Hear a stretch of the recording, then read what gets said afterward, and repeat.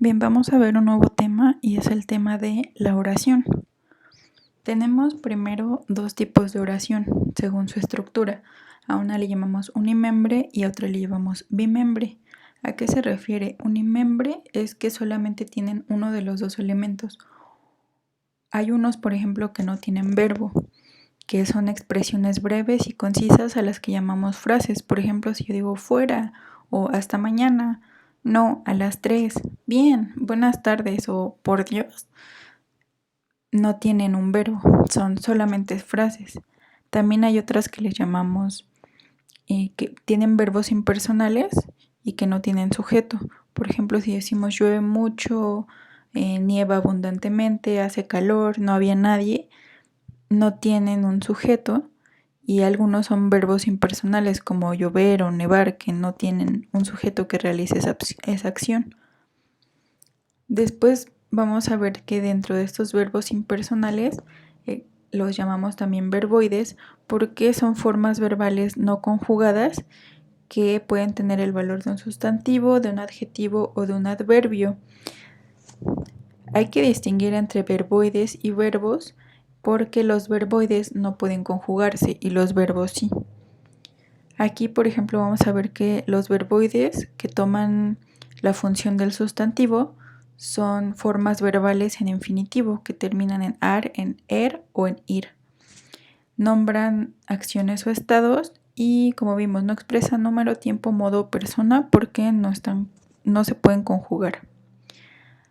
Hay otros verboides que son formas verbales en participio que ocupan la función del adjetivo dentro de una oración y tienen terminación ado, ido, dos, ocho y nos indican una cualidad o característica. Forman tiempos compuestos que son combinaciones, por ejemplo, ha sido, o también se ocupan para la voz pasiva, por ejemplo, decir es conocido. Entonces aquí tenemos el ejemplo de que hay un verbo principal que es a o que es y hay un verbo, digamos, un verboide más bien, que termina en ido, en este caso los dos terminan en ido en el ejemplo, pero no funcionan como verbo principal, sino como verboide. Y hay otra tercera opción de verboides, que son los gerundios, que toman la función del adverbio. Entonces, como habíamos visto, los adverbios proporcionan información circunstancial y en este caso son los verboides que terminan en endo, ando y yendo. El gerundio generalmente nos indica acciones simultáneas. Por ejemplo, si yo digo estoy caminando, el verbo principal va a ser estoy, el verboide va a ser caminando y nos indica una acción continua. Entonces, ¿las oraciones unimembres no son oraciones? La respuesta es que según su estructura sí son oraciones, pero son oraciones unimembres. Entonces, cuando estamos viendo comprensión lectora o cuando estamos haciendo análisis sintáctico, no las consideramos oraciones porque lo que consideramos oraciones son las oraciones bimembres, que tienen ambos elementos, tanto un sujeto como un verbo. Entonces, ¿cómo se componen estas oraciones? Hay un sujeto que tiene lo que llamamos núcleo del sujeto. Esto es el pronombre o el sustantivo que concuerda en persona y en número con el verbo de la oración. El sujeto va a ser, digamos, la persona que realiza la acción.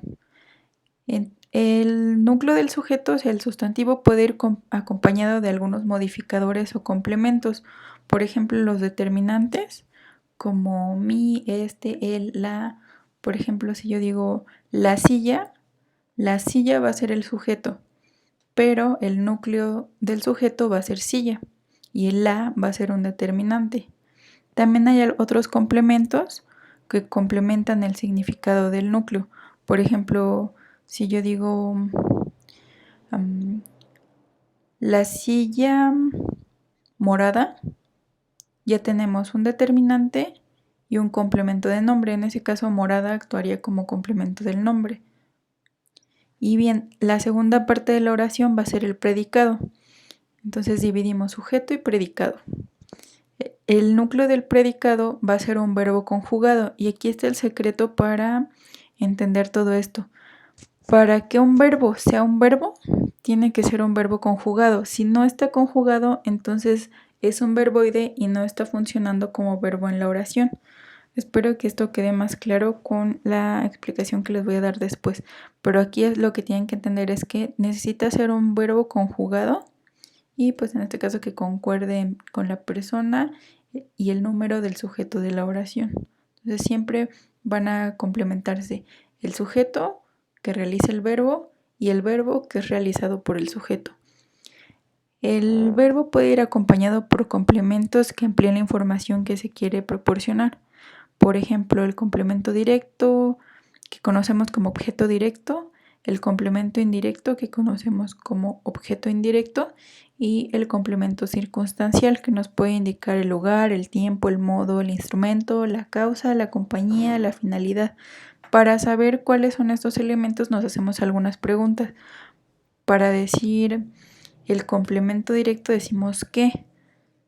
Si yo digo, no sé,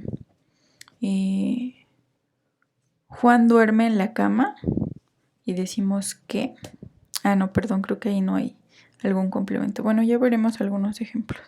Pero lo importante aquí era que vieran que era qué, para quién y cómo, cuándo, dónde, por qué y para qué para ver los complementos. Hay otros complementos como el complemento agente, que eso es cuando estamos en voz pasiva, o el complemento predicativo, que no afecta nada más al sujeto, sino que también al verbo. Ahora, dentro de las oraciones bimembres tenemos otras oraciones que llamamos compuestas. Las oraciones simples son las que tienen sujeto y un verbo. Las oraciones compuestas son o dos oraciones o, sí, más bien serían dos oraciones que se unen de diferente forma. La unión más fácil son las oraciones yuxtapuestas porque es una oración principal y otra oración que no depende de la primera y que no están unidas por un nexo, sino que están unidas por una coma, por dos puntos o por un punto y coma. Esta es la forma, digamos, más sencilla de reconocer una oración compuesta yuxtapuesta. Una oración coordinada son en donde hay dos oraciones que pueden estar separadas, que pueden ser independientes una de la otra, pero están unidas por un nexo coordinante. Los nexos coordinantes son las conjunciones, por ejemplo, y, o, ni. Aquí tenemos otros como u, o bien, y hay otros como más, pero, sino, sin embargo, no obstante, aunque, sino que, salvo que, excepto que, o explicativos, por ejemplo, o sea, es decir, esto es, mejor dicho. Eso nos indica que hay una relación entre dos oraciones donde cada una podría ser independiente, pero lo que las une es un nexo coordinante y las más complicadas son las subordinadas.